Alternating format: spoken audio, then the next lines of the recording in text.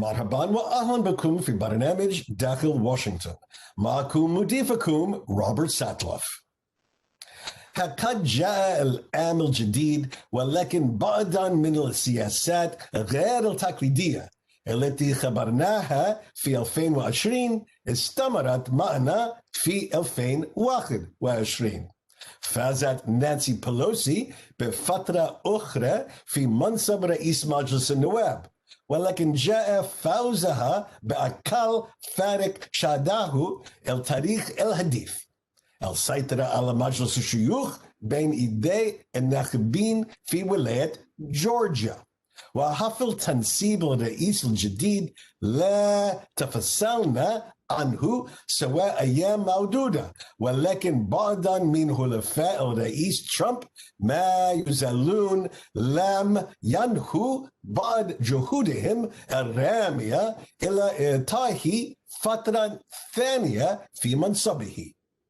إلى أي درجة سيغير رضوخ واقع التنصيب وبداية عهد رئاسي جديد السياسة الأمريكية؟ هل سنبقى على نفس القدر من الانقسام العميق بعد دخول جو بايدن البيت الأبيض كما نحن الآن؟ لمناقشة السياسة الأمريكية خلال الأيام الأخيرة من عهد إدارة ترامب، يسرني أن أرحب باثنين من المراقبين المطلعين، وهما الصحفيان سارة فارس وديفيد دراكر. Welcome back to Dakhel, Washington. It's 2021, a new year, but we still have some pretty strange politics here in America. And to help explain where our politics is in these early days of the new year, I'm delighted to welcome back Sarah Ferris and David Drucker. Welcome. Happy New Year to you both. So, Sarah, Nancy Pelosi was reelected as Speaker of the U.S. House of Representatives, the third most powerful position in the American government. It was a narrow vote. Why so narrow? And what does that mean for the Democratic majority in that chamber? So Pelosi did have a tougher time officially getting the votes that she needed for Speaker this time. This has nothing to do with her control over the Democratic caucus. That remains very strong. What happened is the down ballot finish in November left Democrats with basically losing a dozen seats. Those results are still ongoing. There's still two races that are basically up in the air still. But right now, Democrats only have 222 seats, and essentially you need about 218 votes to become the Speaker. So that margin is extremely tight. So there was a lot of dynamics she had to balance, including the coronavirus. If you have exposure or if you have the coronavirus, of course, you were not supposed to be allowed to vote. But actually, the margins were so tight that they did allow members who had had some exposure to the virus to come in and vote in this little plexiglass part of the chamber, which was really a crazy dynamic when you think about it. That's how tight things were. So David, a narrower vote for Nancy Pelosi. Democrats shrink their majority. What does this mean for legislating? Yeah, great question. I think that to begin with, in the House of Representatives, it means that Nancy Pelosi, as talented as a legislative tactician as she is, does not have a governing majority. She's going to have a majority of around 4 or 5 seats. And that means that a group of more progressive members, or even the centrists that are left, and there are fewer of them, but there are enough left for them to really make her life more difficult in trying to push through legislation that she wants. It allows Republicans in the House of Representatives to make mischief. Now, in the House, majority rules completely. But when you have a thin majority, we've already seen Republicans playing some legislative games, legislative strategy, if you will, to try and make it difficult for Nancy Pelosi to push through some rules changes for how the House of Representatives is going to function. And if you can pull over to your side as a House Republican some of these centrist Democrats that are left, the ones that are not as progressive as a lot of the other House Democrats, then all of a sudden Pelosi has to work harder. Now, one of the things that might make it easier for her is that it appears as though Democrats are going to control the United States Senate because of what happened in Georgia with these two runoff elections for Georgia's 2 U.S. Senate seats. And that at least means that as thin as the Democratic majority is going to be in the Senate, and it's going to be a 50-50 tie with Vice President-elect Kamala Harris casting the tie-breaking vote that gives Democrats control of that chamber, at least they can try and band together and tell their members, if we can stick together, we can govern, we can actually have an impact on legislation. And then, of course, you have Joe Biden in the White House in just a few days, or about 2 weeks, really, to be more accurate. And that will be some motivation for them to try and get things done and not squabble amongst themselves. I think the question is, will that serve as enough motivation to not break down into squabbling? All right, so we're going to get to the Senate side of this story in just a few minutes, but I do want to just dig in for a minute into the House angle. Sarah, how has the leadership of the House internalized the fact that they had a very unsuccessful November election, that they were supposed to do so much better and in fact lost seats and have a shrunken majority? Does that impact how the leadership is going to act now that they have starting this new term? Absolutely. I think that realization became very clear very quickly as we were just talking about. The speaker's vote was the very first test of that. Now, Pelosi is the most masterful vote counter in decades. I mean, she does not lose votes. She can convince people to take the vote for her if that's what needs to happen. So I have I have not heard any concerns from Democrats really about, if there's a crucial piece of legislation, she will get it through. But there's, as David was just talking about, the types of push and pull between the moderates and the liberals, that is going to be on full display for the entire next 2 years. This was already a problem back in the 116th Congress. That was in divided government. And now if Democrats truly do have control of all of Washington, there's going to be even more pressure on the moderates, even more pressure on the progressives to really get the kind of agenda that they want. Especially 2022 is going to be a really dangerous midterm year for Democrats. If they lose the House, as many are already really worried about, that means that they really only have these 2 years to get exactly what they have done. So it's going to be a really, really high pressure situation. And the Democratic leaders of the House, especially Pelosi, are very aware of that. And along the way, the next 2 years are also an audition, I would imagine, for who is going to succeed Nancy Pelosi as the third most powerful person in the American government. David, when you look at that dynamic, who stands out to you that our viewers far away should keep their at least one eye on?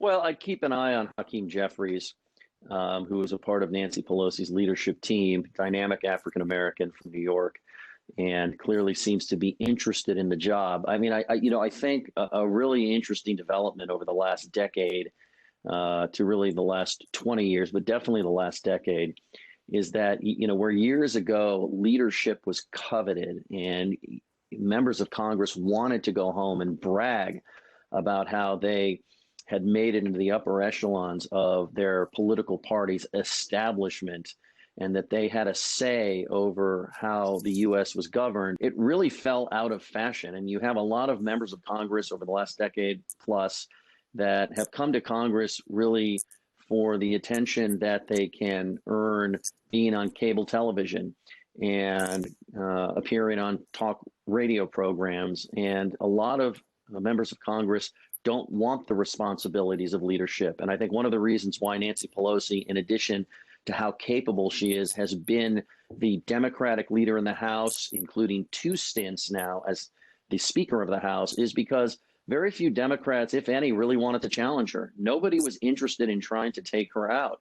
Now, she is so good at her job, it no doubt discouraged other Democrats from trying to usurp her. But this sort of longevity probably would not have occurred decades ago because people get restless, as we like to say, and they get unhappy with leadership after leadership has stayed too long, even if that leadership is effective. And so to me, what I'm going to be looking at over the next couple of years is who really wants to be Speaker, who wants to be Democratic leader if they lose control of the House in 2022. And of course, Nancy Pelosi has said when she was elected Speaker once again a couple of years ago that she was going to stay for 4 years. And so now is really the time for aspiring Democrats in the House of Representatives to make their move. Let's see who does. And when you think about her trying to define her legacy over the next 2 years, are there one or two pieces of legislation, Sarah, that you think that Nancy Pelosi just wants to be her monument, that she wants to get done starting at the day after inauguration? Yes, for sure. And we don't know yet if this will be her final, 2 terms with the Speaker's gavel. I do think that calculation changes if Democrats do indeed control all of Washington. But what's been most important to her for many years is preserving the Affordable Care Act, protecting it, making sure it can survive these court challenges, including a major one at the Supreme Court in the next coming months. She spent nearly all of her political capital to get this through, to get this passed. She's going to make sure that, that is intact by the time she leaves. Another thing, she's already talking about the Voting Rights Act, which she and other Democrats have renamed the John Lewis Voting Rights Act. They're looking to get this through. I would expect that to come up for a vote in the early days of Biden's tenure. So just, on the floor, maybe the day after inauguration, a couple of days after. She was just speaking to a group of House Democrats talking about how that will be her focus. And if the Senate can actually take that up and pass it, that's enormous. That's another enormous part that will define her legacy that we wouldn't even have expected if Democrats hadn't been able to take back the Senate, if they are indeed able to. All right. When we come back after the break, we are going to cross over from the House to the Senate, talk about the possibility that the Democrats control that august chamber and what that means for Republicans who may find themselves in the minority in both sides of Congress. In just a moment. Americans love a good congressional hearing. It sounds boring, but in fact, it can be the most riveting television you can imagine. Just think back to Watergate, Biden versus Bork, Clarence Thomas and Anita Hill, Bill and Monica, Brett Kavanaugh, and the Trump impeachment. As the saying goes, you couldn't possibly make this stuff up. Well, actually you could. And novelist Alan Drury did it better than anyone else. Decades before C-SPAN, Drury brought to life the tragedies, vulnerabilities, and personalities that can transform a confirmation hearing into a dissection of the soul of the nominee. If you read no other political novel, read his 1959 Pulitzer Prize-winning Advise and Consent, the story of the confirmation battle of a Secretary of State. It's as fresh today as when it was written more than 60 years ago.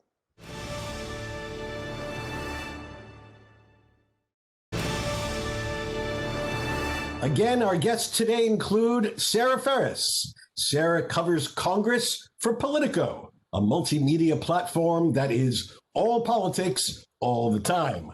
A native of Newtown, Connecticut, she has also reported for Politico Pro, The Hill, The Washington Post, and the Houston Chronicle.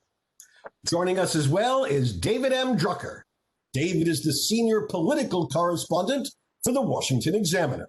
Previously, he served as senior editor of CQ Roll Call, an insider newspaper covering Capitol Hill, and as political reporter for the Los Angeles Daily News covering California politics. So, David, let's turn to the United States Senate, where, as we said earlier, it looks like, still some uncertainty, but it looks like there will be a 50-50 split between Republicans and Democrats, at which point our new vice president, Kamala Harris, will cast the deciding vote.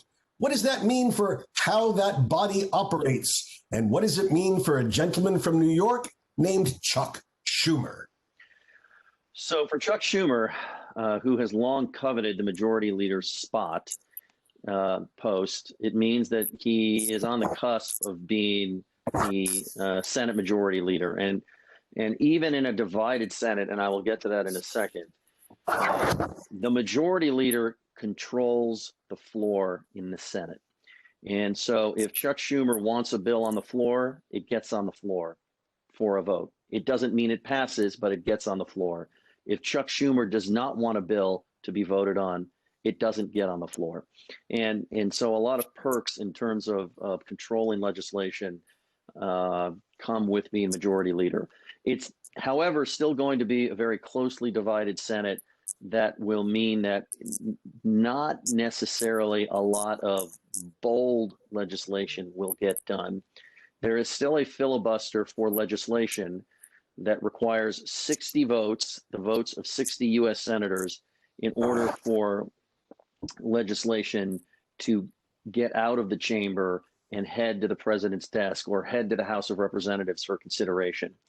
And with both sides, both parties, Democrats and Republicans, having 50 senators, even though the vice president's tie-breaking vote, and in this case, it'll be Vice President Kamala Harris, even though that will enable Democrats to control committees, hold the chairmanships of the legislative committees, and control what legislation goes on the floor and what does not. And in fact, even though all of that control will make it easier for a President Joe Biden to have his cabinet nominees approved. Does having a 50-50 situation, Sarah, David, does this mean that every day the vice president has to make sure she's there to cast a deciding vote? Can the Republicans any day decide to try to push something that takes advantage of the fact that a Democratic senator may not show up that morning? They don't. There will be an agreement that because the vice president could sit there all day and cast 50 million, I'm being facetious here, and cast several tie-breaking votes for every procedural motion, every committee motion, everything. Nobody wants to go through that. So just as happened 20 years ago, right after George W. Bush was elected in 2000, when there was briefly a 50-50 Senate and a Vice President, Dick Cheney, was the tiebreaker, they'll reach an agreement whereby Democrats will control committees, will control the floor, and therefore they won't have to go through this. Now, on key pieces of legislation, obviously it comes down to votes where different members of different parties may have different ideas on legislation, and there Vice President Kamala Harris might be a little bit busy casting tiebreakers. So, Sarah, what does this all mean for Republicans? Now, Mitch McConnell has been having a difficult time reining in Republicans. He wanted them to keep their distance from President Trump's last-ditch efforts at decertifying electors, and about a dozen of them, it seems, are going against their leader, Senator McConnell. What does this mean for the future of Senator McConnell's leadership of a diminished Republican caucus in the Senate? Well, this is a really painful moment for Mitch McConnell, for the soul searching that's going to be beginning in the Republican Party. It's funny because after the November elections, we were all talking about the Democratic soul searching. How could the Democrats not take back the Senate in November? How did House Democrats lose so many seats? And now the question is, what is McConnell going to do? What is the Senate Republican campaign arm going to be doing, in terms of coming to this reckoning with how to let Trump go?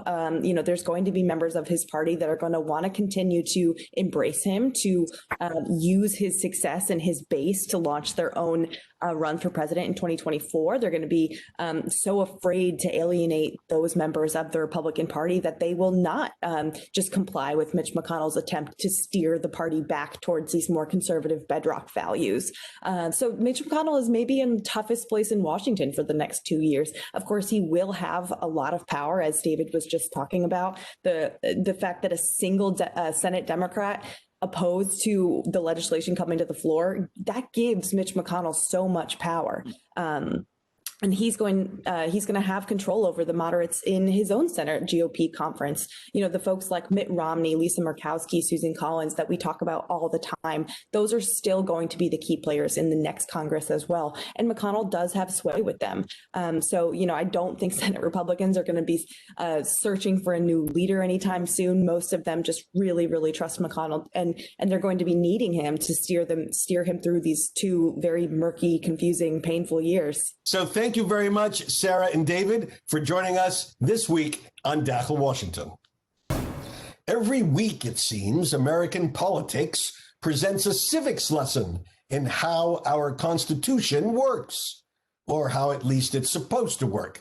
Recently, our focus was on the arcane Electoral College. We're about to enter another uniquely American innovation, the confirmation process.